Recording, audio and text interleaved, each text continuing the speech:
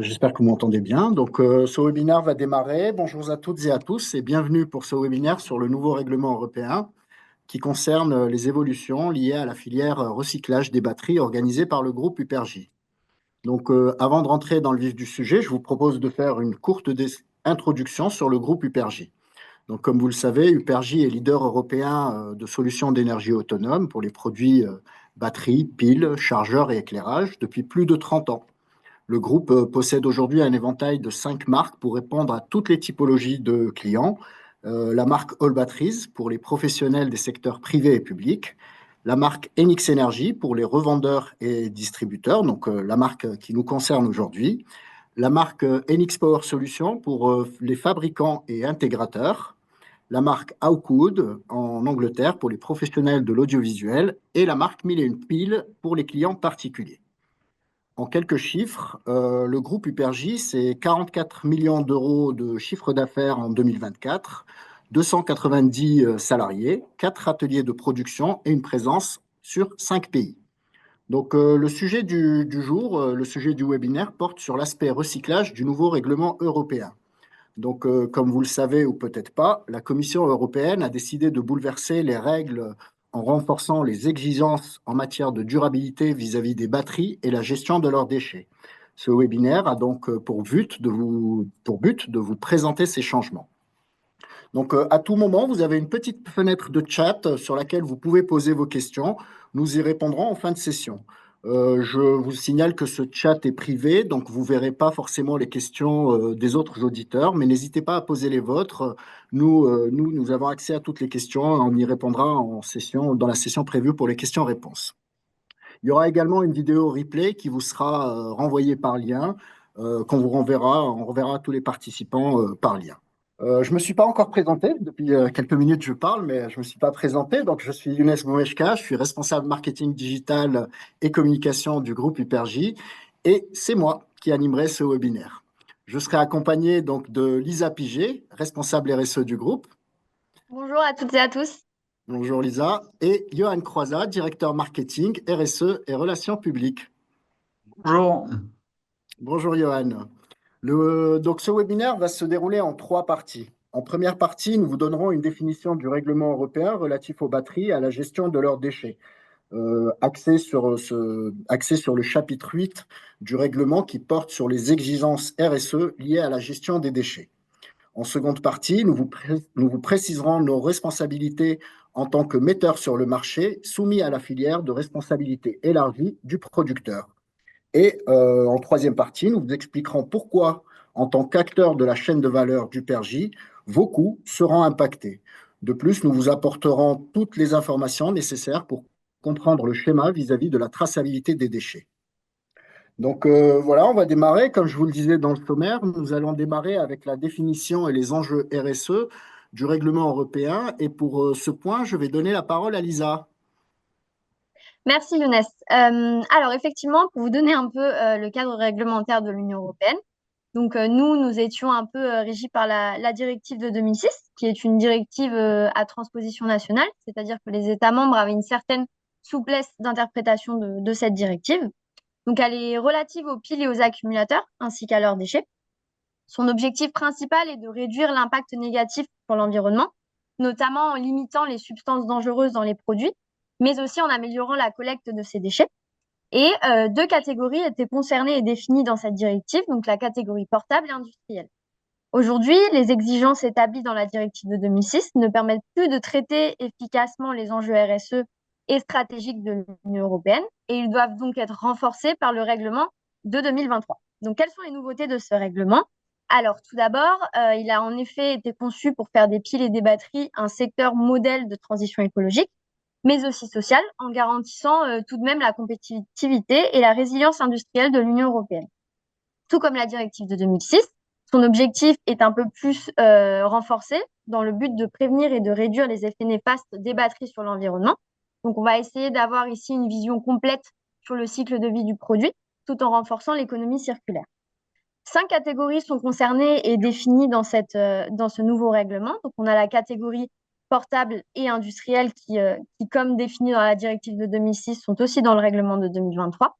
Et nous avons trois nouvelles catégories. Donc, la catégorie batterie MTL, donc moyen de transport léger, SLI, qui sont les batteries de démarrage, et la dernière catégorie, la catégorie VE, donc véhicule électrique. C'est peut-être important à préciser aussi sur cette diapositive, hein, c'est que effectivement, on l'a noté en bas, l'échéance euh, de ce qu'on va vous présenter aujourd'hui, hein, est une échéance courte, puisqu'en fait, on parle bien du 18 août 2025, donc une échéance à cet été, pour la plupart des éléments qu'on va vous présenter. En tout cas, c'est la date de démarrage de l'ensemble des sujets concernant le traitement des déchets au sens du règlement. Une date de démarrage donc à cet été pour tout ce qu'on va vous présenter. Merci, Johan, pour la précision. Donc, pour vous donner un petit peu une idée sur les objectifs aussi, donc comme expliqué par Younes, le règlement vient bouleverser les règles et donc il vient renforcer, si vous voulez, l'approche RSE en plaçant au cœur du secteur industriel une certaine responsabilité environnementale dans laquelle chaque acteur du marché devient un maillon essentiel à la mise en place d'une économie circulaire. Donc, en effet, il ne s'agit pas uniquement de renforcer la gestion des déchets, des piles et des batteries, mais il s'agit de repenser tout le cycle de vie des piles et des batteries, de leur conception à la seconde vie lorsque cela est possible, pour éviter par exemple la pénurie des ressources en utilisant des matériaux recyclés, ce qui forcément aura un impact économique favorable pour le secteur. Et finalement, améliorer l'information aux utilisateurs est un objectif qui revient à aider à l'économie circulaire. Donc, merci. Donc, avant de rentrer dans le cœur du sujet, il me semble important qu'on définisse les termes principaux de ce règlement. Il me semble, Johan Elisa, que vous avez sélectionné 5 termes principaux qu'on devrait connaître. Est-ce que vous pouvez nous les présenter? Tout à fait, Younes. Donc, pour commencer, on va parler beaucoup de responsabilité élargie du producteur, qui est ce qu'on appelle la REP. Donc, c'est les producteurs qui sont responsables de la gestion des déchets générés par leurs produits tout au long de leur cycle de vie, y compris après l'utilisation du produit. Donc là, on parle de REP lorsque les producteurs ont l'obligation de financer un éco-organisme pour collecter, trier, recycler et traiter l'ensemble des piles et des batteries qui sont mises sur le marché dans l'Union européenne. Donc, par exemple, si nous prenons le cas de la France, nos marques commerciales sont considérées comme des producteurs, car nous sommes le premier acteur de la chaîne de valeur du produit que nous allons mettre sur le marché français. Bien avec la deuxième définition que l'on a choisie, donc c'est bien l'acte de mise sur le marché. C'est important de comprendre que c'est cet acte-là qui définit un premier niveau de responsabilité, puisque c'est l'acteur qui met sur le marché qui prend tout un panel de responsabilités que les autres acteurs de la chaîne de valeur n'ont pas. Ensuite, en parlant du metteur sur le marché, donc c'est tout simplement toute personne physique ou morale qui met sur le marché une batterie à titre professionnel et pour la première fois dans un des pays de l'Union européenne.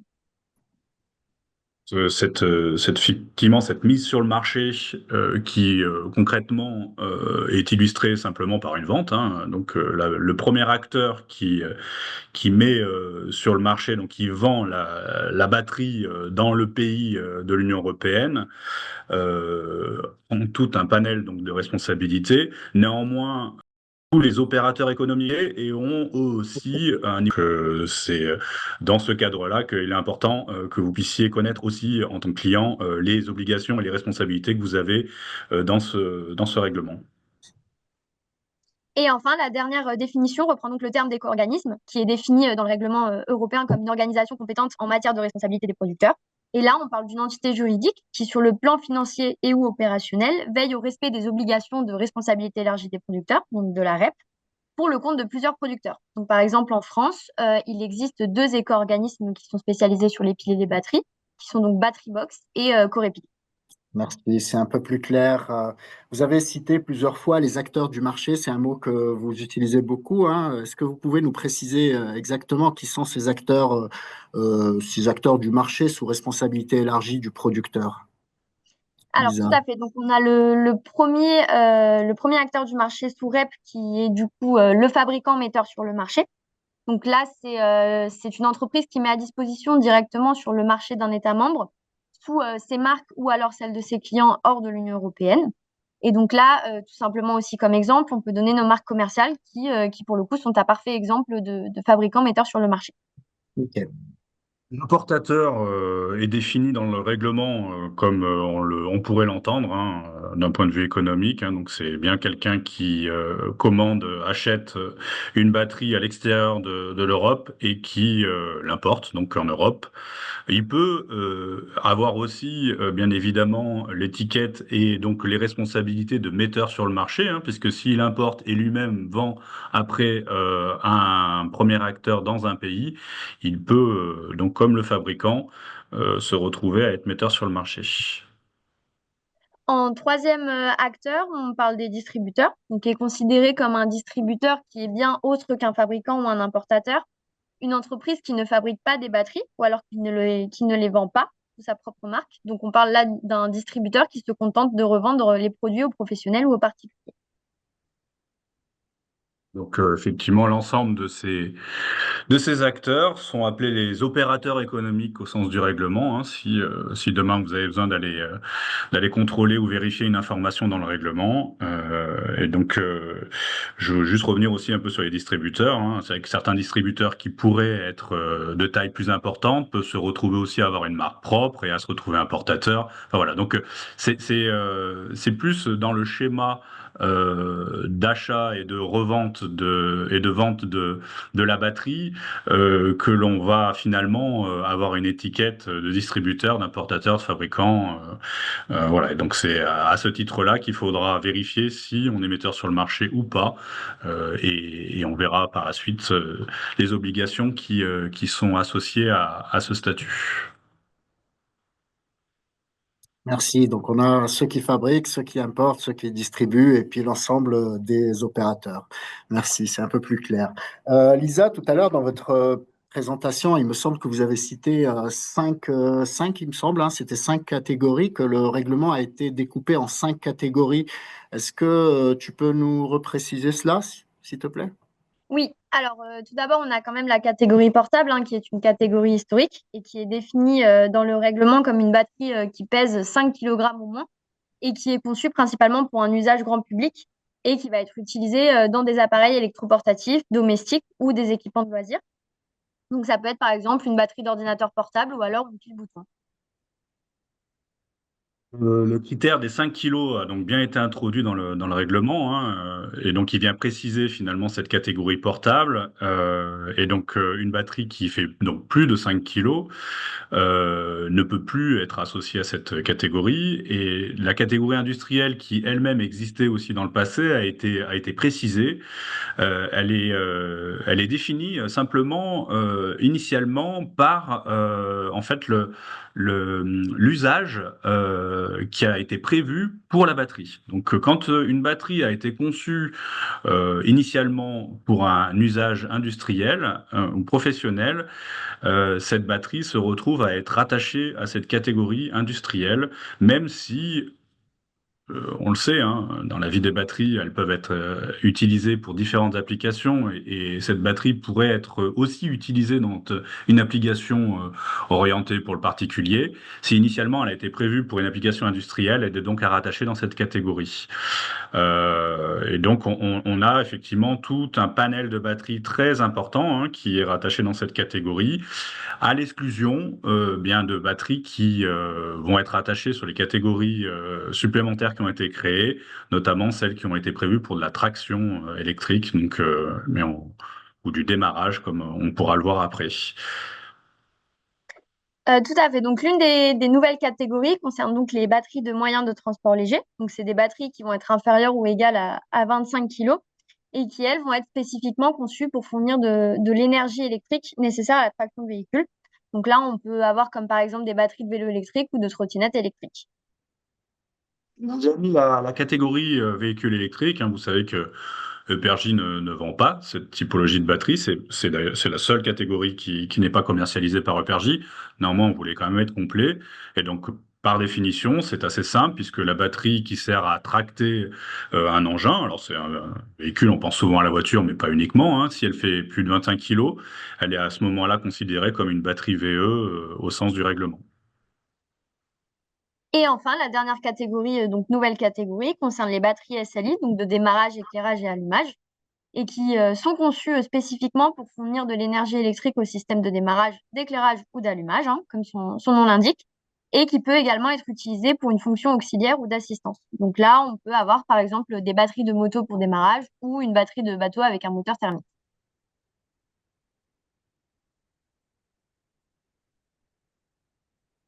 Nous avons décidé de vous mettre cette slide si vous avez besoin d'avoir plus de détails sur ce qu'on vous présente aujourd'hui. Donc, ça représente tous les articles de référence dans le cadre du chapitre 8, gestion des déchets de batterie.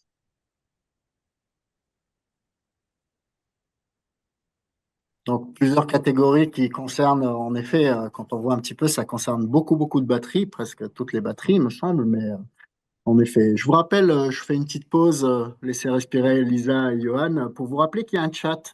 N'hésitez pas à poser vos questions, les choses commencent à se définir, donc n'hésitez pas à poser vos questions, comme ça, bah, on a le temps de préparer les réponses. On va poursuivre sur les différentes échéances. Donc, on a compris que ce règlement a fixé des objectifs liés à la gestion des déchets, des piles et des batteries, mais aussi des échéances. Johan, peux-tu nous déterminer, nous détailler un petit peu ces objectifs et leur temporalité? Oui, alors on va passer assez rapidement puisque le but c'est quand même de faire un focus sur ce qui va impacter les acteurs et notamment vous clients qui nous écoutez. Mais il faut comprendre quand même dans la globalité ce qui se met en place et au sens en tout cas des pays, hein, le règlement impose déjà des choses assez contraignantes, hein. Voilà, on a fait deux blocs là. Donc le bloc de gauche en fait c'est les objectifs minimums qui sont fixés pour la collecte de batteries, hein, sur les différents pays. Donc ces objectifs sont fixés aux États, hein, et donc les États doivent s'organiser après derrière chacun dans leur coin, j'ai envie de dire. On n'est pas sur quelque chose du tout d'uniformisé, hein. Chaque pays a la liberté de s'organiser comme il le souhaite avec des éco-organismes et ainsi de suite. Et donc l'objectif est de collecter donc au niveau des technologies, hein. Là c'est pas sur les catégories mais c'est bien des objectifs de collecte sur les technologies, des taux de collecte qui sont assez conséquents, hein. Alors on sait que sur la filière plomb les choses sont déjà bien organisées, hein, puisque c'est historiquement quand même une technologie est déjà bien collectée et surtout bien retraitée, donc réutilisée, réintroduite dans l'industrie et donc les batteries plomb sont fabriquées pour la plupart avec du plomb qui a été déjà utilisé et collecté et recyclé. Donc les taux sont, j'ai envie de dire, assez faciles à atteindre. Par contre, sur les autres technologies, on a des taux, notamment sur le lithium, qui eux sont très ambitieux de collecte sur cette techno. Donc 65% on voit en 2025 et puis 70% en 2030. En parallèle, ça s'arrête pas là. L'Union européenne challenge aussi les pays, mais surtout l'industrie, sur sa capacité à revaloriser de la matière première. Donc c'est-à-dire sur ces batteries collectées, arriver à retraiter la matière pour pouvoir extraire et à nouveau réutiliser cette matière pour refabriquer des produits. On est sur un objectif géopolitique important, hein, puisque l'Europe n'a pas de gisement, hein, de matières premières, et donc on a l'ambition de collecter et de pouvoir réutiliser ces gisements en circulation pour les réinjecter dans notre industrie et fabriquer de façon plus locale, hein. Donc ça fait sens aussi avec notamment les projets de gigafactories qui sont en cours de fabrication. Donc, et pour cela, donc, il y a des taux de cette fois-ci de revalorisation des matières premières qui, eux, sont aussi posés pour 2027 et 2031 et qui sont eux-mêmes ambitieux. Donc, si je reformule, hein, on doit être capable de revaloriser 90% du plomb qui a été collecté. Donc, le revaloriser, c'est l'extraire, le raffiner et le réinjecter dans les usines de fabrication européennes. En parallèle, là, on va cette fois-ci regarder un calendrier d'échéance qui, cette fois-ci, est beaucoup plus concret et donc qui nous concerne aussi plus directement. Et donc là, on voit qu'on fait un focus sur 2025. Dans quelle temporalité on est un peu sur ces dossiers? Ce qu'il faut comprendre, c'est que donc cinq catégories, donc finalement quatre nouvelles, hein, puisque la catégorie portable était déjà organisée sur la logique de collecte et de recyclage que l'on connaît. Donc là, les éco-organismes existants, mais aussi probablement de nouveaux éco-organismes sont en train de finaliser leur demande d'agrément auprès de l'État. Ils ont reçu leur cahier des charges, notamment donc le cahier des charges de ce qui allait les attendre le jour où ils auraient l'agrément assez tard. Ils l'ont reçu au mois d'avril. Ils sont donc en train d'ajuster leur demande d'agrément par rapport à ce cahier des charges. Ils ont comme objectif d'envoyer leur demande d'agrément au mois de juin.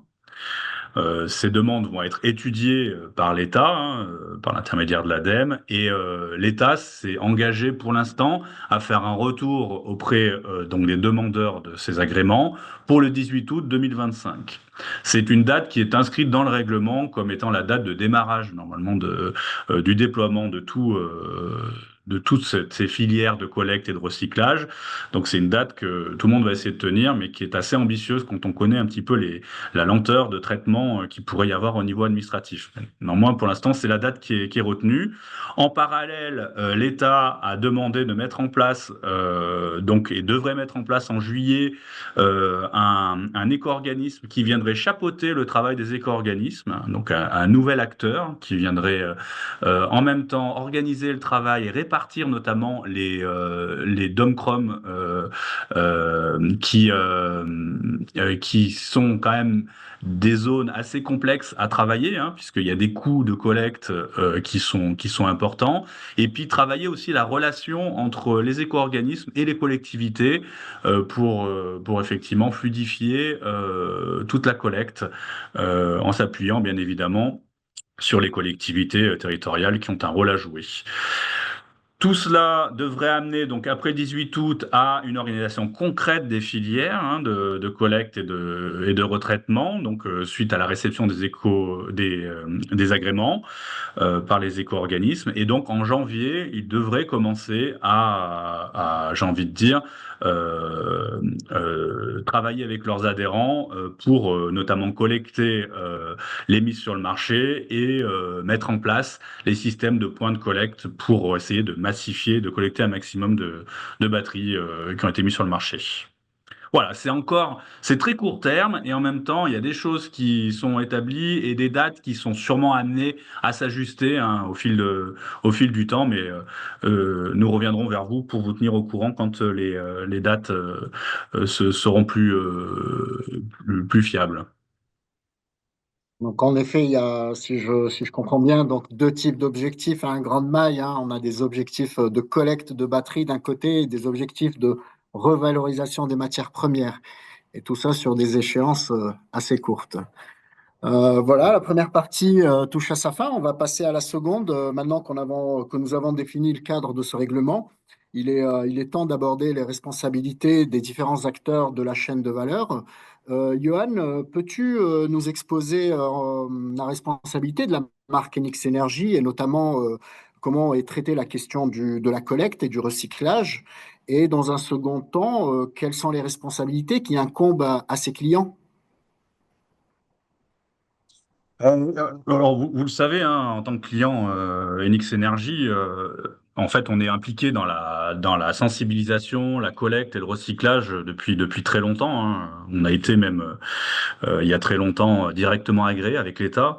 On est adhérent chez Batterybox depuis 2011, donc on est même au conseil d'administration de Batterybox. Donc c'est aussi pour ça que j'ai pu vous présenter les informations du rétroplanning juste avant. On les aide à construire leur demande d'agrément, hein, notamment sur la catégorie batterie industrielle.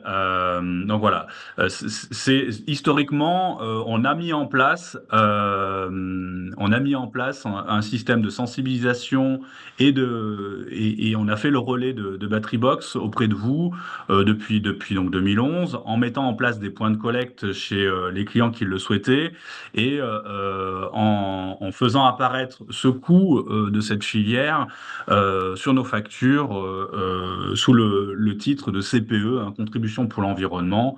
Donc c'est quelque chose qui est historique chez nous. Avec le règlement qui se met en place, tout ça est amené à évoluer, mais finalement à la marge, puisque en fait on est quand même sur une logique qui reste dans la continuité de ce qui a été fait par EPRJ à travers cette CPE. Donc, euh, Enix Energy va continuer effectivement à organiser la collecte et à faire apparaître sur ses factures le coût de cette collecte et de cette revalorisation euh, qui, euh, qui va être amené à évoluer, puisqu'on sait que le principe d'un éco-organisme, c'est à un moment donné de se financer uniquement à travers les fonds qu'il a collectés sur la mise sur le marché. Hein. C'est nous qui finançons, c'est vous, nous, toute la chaîne de valeur qui financions le système des éco-organismes. Euh, voilà, mais c'est comme ça qu'on traitait la question. La question va continuer à être traitée comme ceci. C'est simplement que ça devient une obligation de faire apparaître sur les factures l'information du coût de cette collecte et de cette revalorisation, chose qui était jusqu'à maintenant plutôt optionnelle. Hein. C'était ceux qui voulaient bénéficier du système de collecte qui aidait au financement de cette collecte. Voilà, on change de paradigme. Maintenant, tout le monde va devoir participer. Ça se verra différemment sur la facture en fonction des options qui seront choisies. Et l'organisation de la collecte sera faite par les éco-organismes de façon la plus rationnelle possible. Hein, donc, c'est-à-dire qu'il y aura une logique de sélection des points de collecte pour qu'on puisse, à un moment donné, massifier cette collecte et économiquement la rendre la moins lourde possible, puisque plus elle est lourde et plus ça risque d'augmenter à contre-coup le coût de mise sur le marché pour toujours autofinancer tout ce système qui doit fonctionner en vase clos, hein, clairement. Donc voilà, donc c'est notamment, pour l'instant, on est donc agréé auprès de Battery Box pour les catégories historiques. On va donc faire comme tous les acteurs, choisir nos éco-organismes pour toutes les catégories après le 18 août. Et puis, bien évidemment, on vous tiendra informé, on continuera à massifier, essayer de massifier effectivement cette collecte pour que ce soit simple pour vous. Bien évidemment, le but est de faire en sorte que ce soit fluide et simple et que PRJ continue à assumer son rôle sur la mise sur le marché.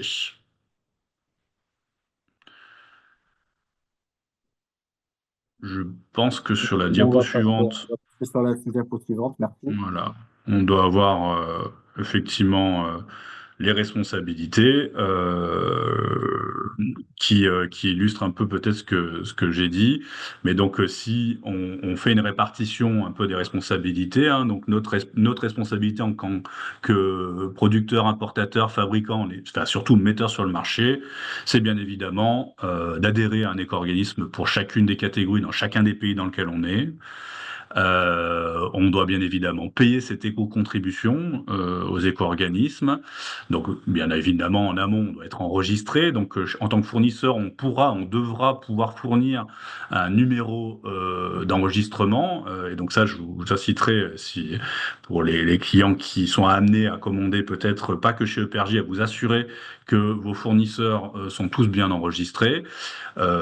Chacun devra avoir donc un identifiant unique. Et puis, bien évidemment, on continuera à sensibiliser, à organiser la collecte avec nos clients. Eh bien, ça c'était côté donc fabricant, metteur sur le marché. Pour les responsabilités des clients, vous pouvez nous préciser maintenant quelles sont les responsabilités des clients de la marque Enix Energy? Alors, en tant que client Enix Energy, donc au 18 août 2025, en tant que distributeur, voici un peu les exigences vis-à-vis du règlement. Donc, pour rappel, un distributeur est considéré comme une entreprise qui ne fabrique pas de batterie ou alors qui ne vend pas de batterie sous sa propre marque.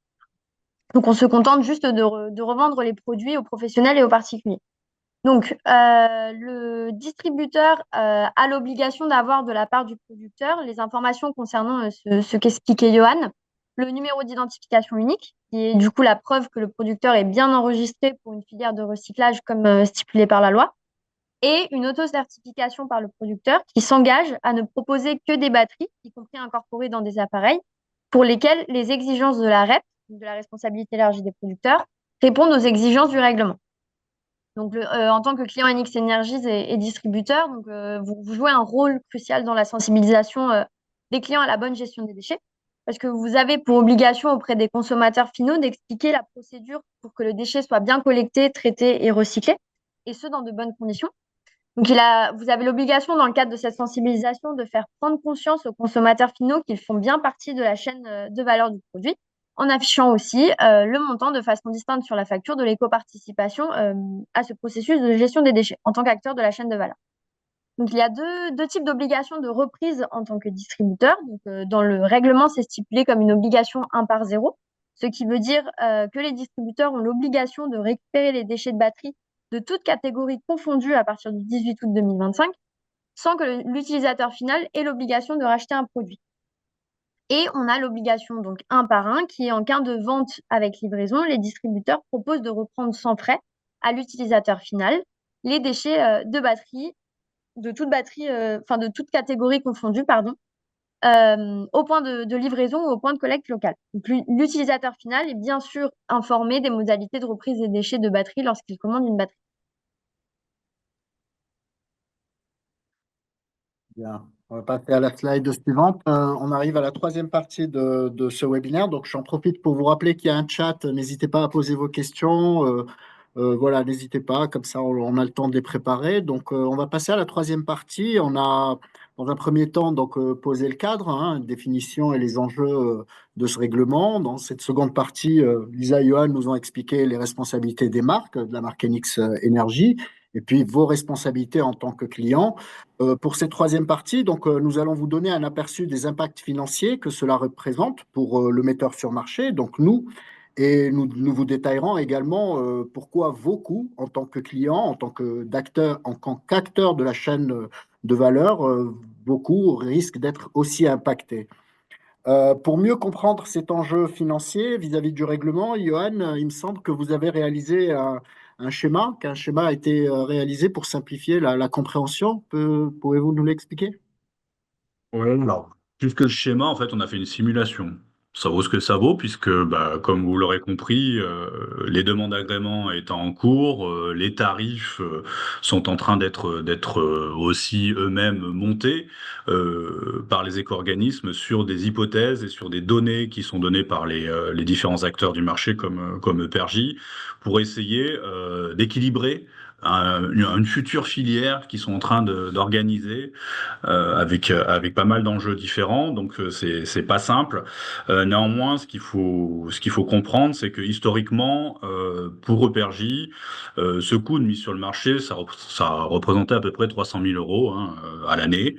Avec les simulations que l'on a faites, ça viendrait plus que doubler puisqu'on approcherait les 800 000 euros. Donc, ce qu'il faut bien avoir en tête, c'est que en fait, ce coût, il n'est pas que pour Epergy. Hein. Tous les acteurs, tous les metteurs sur le marché ont un coût à peu près similaire. Hein. Les éco-organismes sont assez alignés sur les tarifications, en tout cas sur ce qu'on avait dans le passé.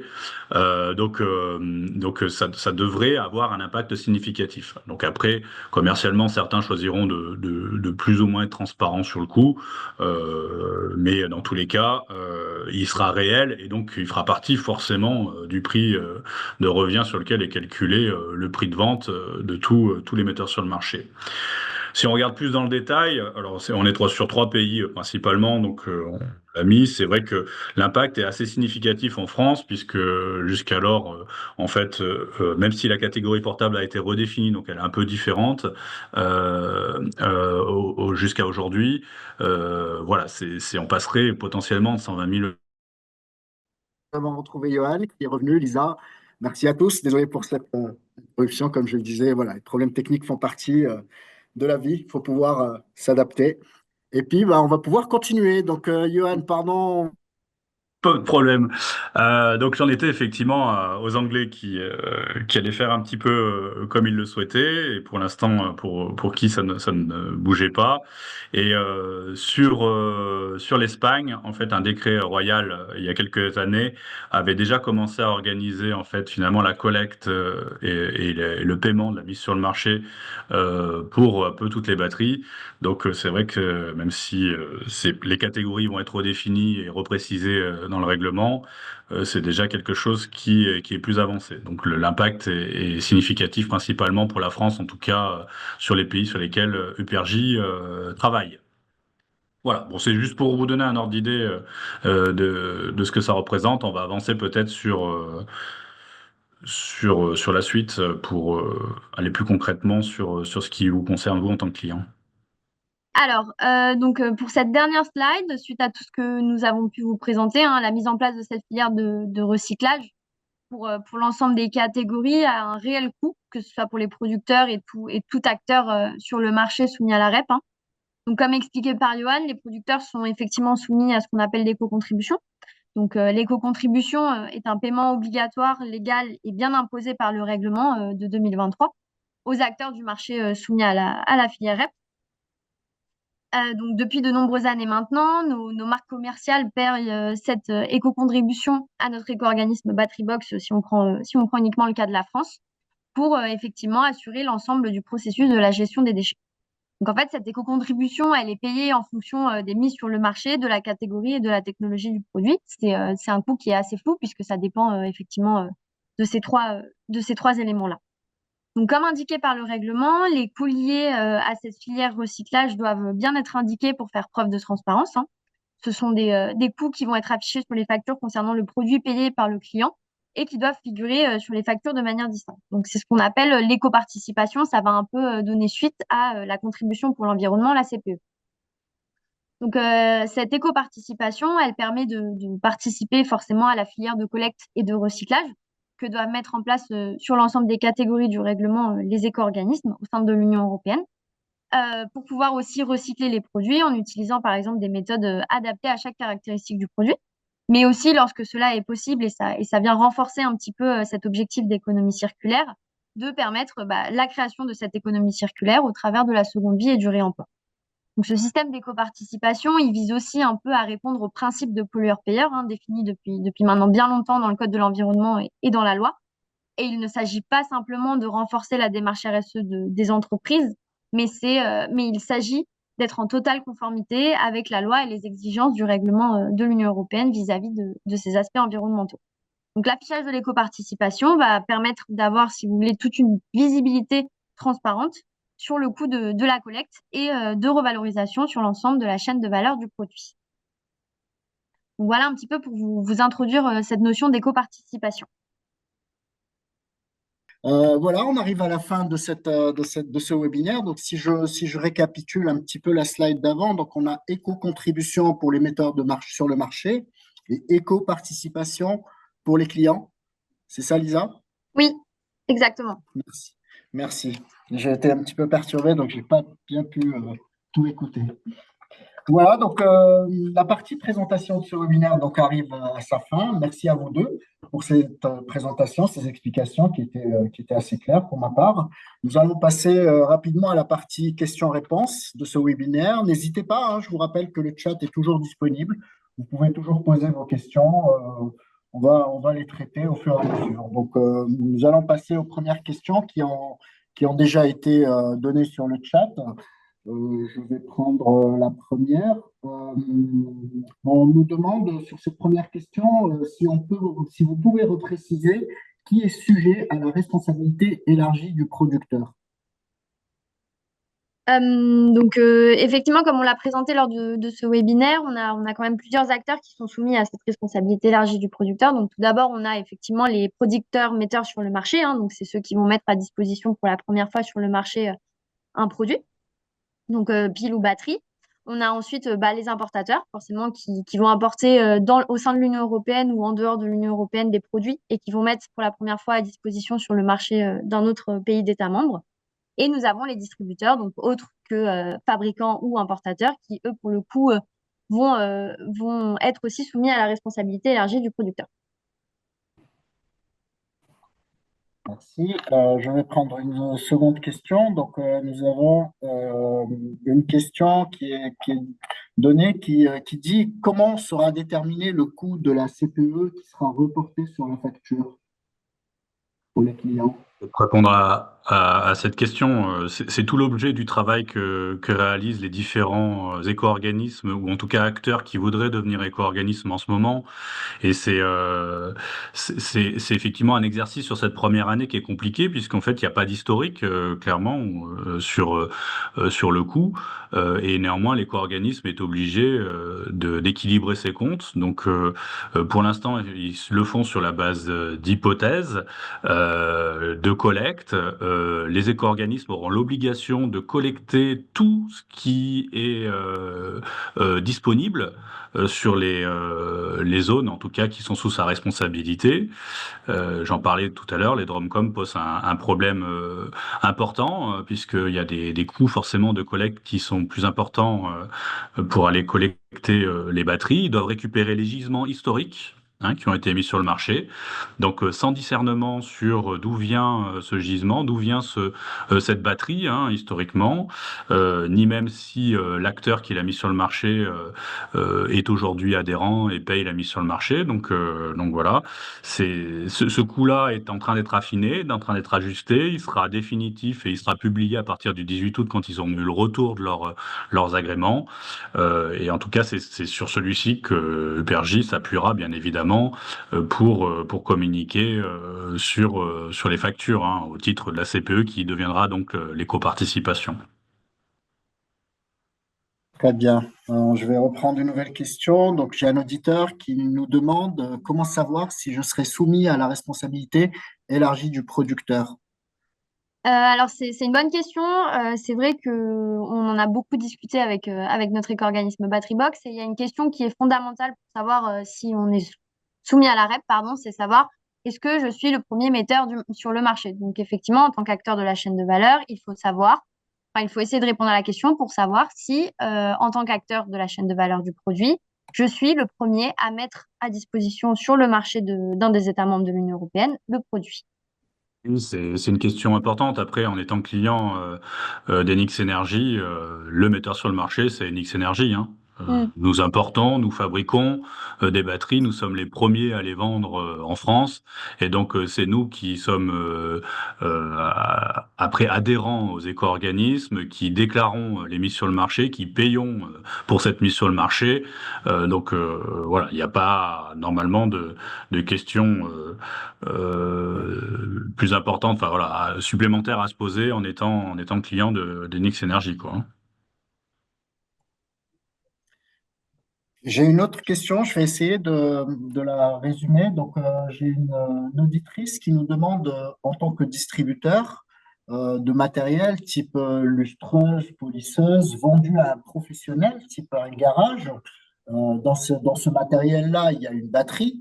Est-ce que le garage est concerné? Est-ce que le distributeur est concerné? Est-ce que c'est apparenté à un portable ou un matériel industriel? Et est-ce qu'on doit cotiser à l'éco-organisme? Et puis, bah, il y a une question dans la question. Si oui, qui doit cotiser? Est-ce que c'est le fabricant? Est-ce que c'est le distributeur? C'est un exemple très concret qui peut peut-être servir justement d'illustration sur ce que je disais juste avant.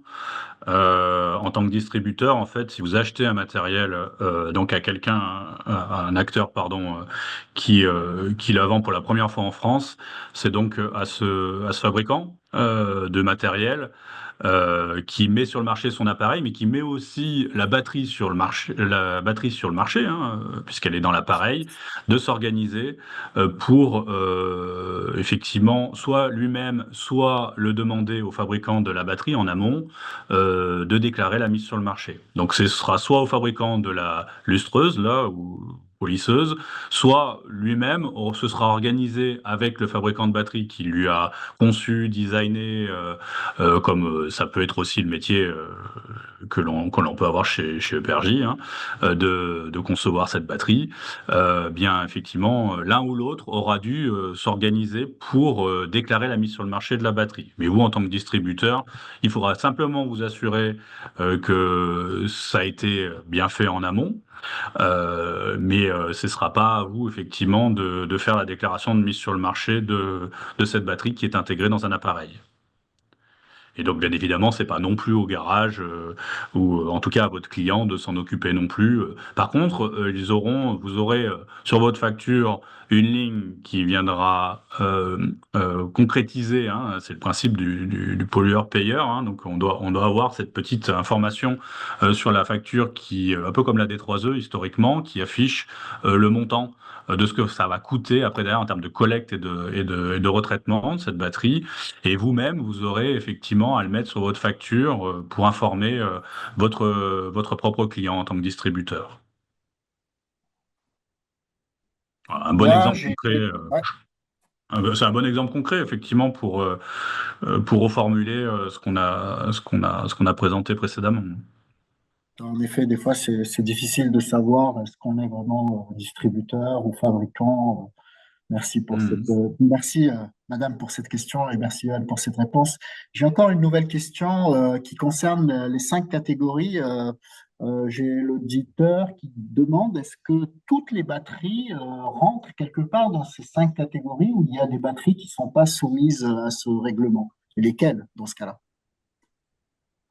Alors, il faut savoir que le règlement, justement, a souhaité renforcer hein, l'économie circulaire et l'approche RSE que peuvent avoir les entreprises. Donc, si aujourd'hui on compte 5 catégories, c'est bien évidemment pour que chaque batterie mise sur le marché d'un État membre puisse être intégrée dans l'une de ces catégories et justement qu'on puisse venir répondre aux objectifs fixés par le règlement européen en termes de collecte et de recyclage de matériaux.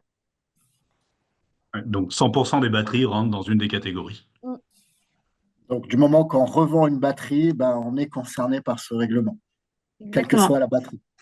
C'est Très ça. bien, c'est très clair comme ça. Je pense qu'on arrive à la fin de ce webinaire. Je n'ai pas de nouvelles questions. Je vais faire un petit dernier tour sur les questions-réponses. Est-ce que vous avez quelque chose à ajouter de votre côté, Johan ou Lisa? Parce que j'ai pas d'autres questions pour le moment. Simplement, un point, hein. On se rend compte que certaines choses sont définies, certaines choses sont en train d'être encore définies, hein, puisque là, à l'heure actuelle, on fait ce webinaire, mais beaucoup de choses sont encore en train d'être construites, hein, notamment entre les éco-organismes et l'État. Et donc, bien évidemment, ça va amener des choses beaucoup plus concrètes sur l'été et à la rentrée. Voilà, c'était important pour nous de faire un premier webinaire pour que nos clients comprennent bien les tenants et les aboutissants de ce changement qui va impacter toute la chaîne de valeur.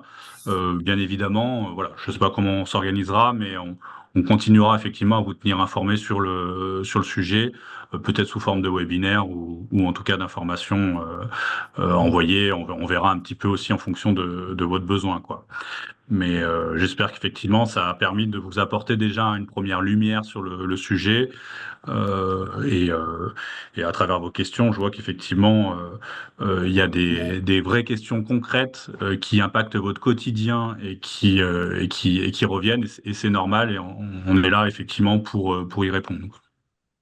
On a une nouvelle question. On a une nouvelle question, une dernière question peut-être, mais n'hésitez pas, hein, nous avons encore 5 minutes, chers auditeurs et auditrices. Si vous avez des questions, des remarques qui font appel à une interrogation, n'hésitez pas, on a encore un petit peu de temps. Donc, on a un auditeur qui nous demande, est-ce que un distributeur qui achète une batterie fabriquée en Europe et la revend sous sa propre marque, est-ce qu'il est concerné par l'éco-contribution? Il est metteur sur le marché. Enfin, alors après, il faut regarder vraiment dans le détail comment ça fonctionne. Mais à partir du moment où effectivement la batterie est sous sa propre marque, il l'a fait fabriquer et après derrière il la revend.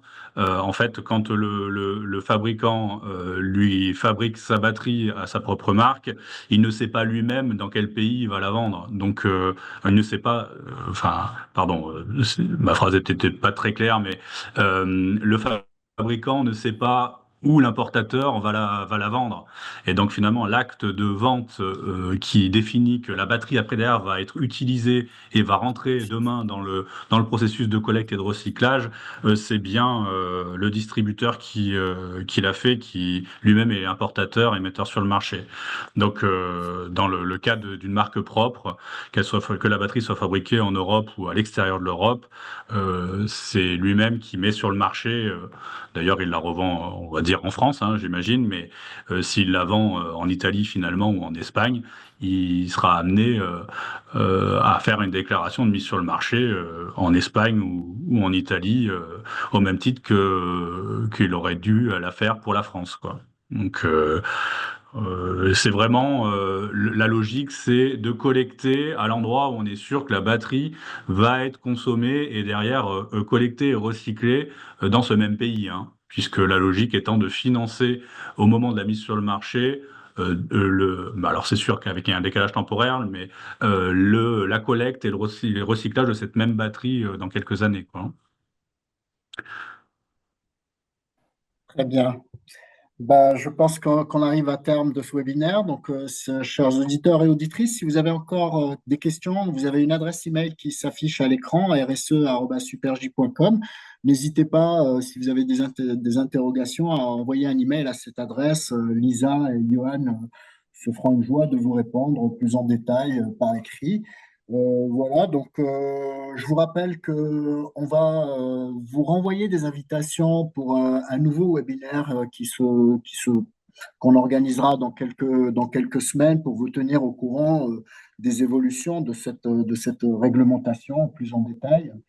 Je vous remercie pour votre participation, auditeurs et auditrices. Merci beaucoup pour vos questions, pour votre participation. Et puis, je vous renouvelle mes remerciements, Johan et Lisa, pour toutes vos explications. C'est un plaisir. Merci, merci à vous. Merci à Merci tous. Younes. Merci à tous. Avec plaisir, avec grand plaisir. Merci, je vais clôturer donc le webinaire et puis je vous rappelle que nous allons vous envoyer donc la vidéo replay de tout ça. Merci, merci à tous et très belle journée à vous. Au revoir. Merci. Au revoir. Merci, bonne journée.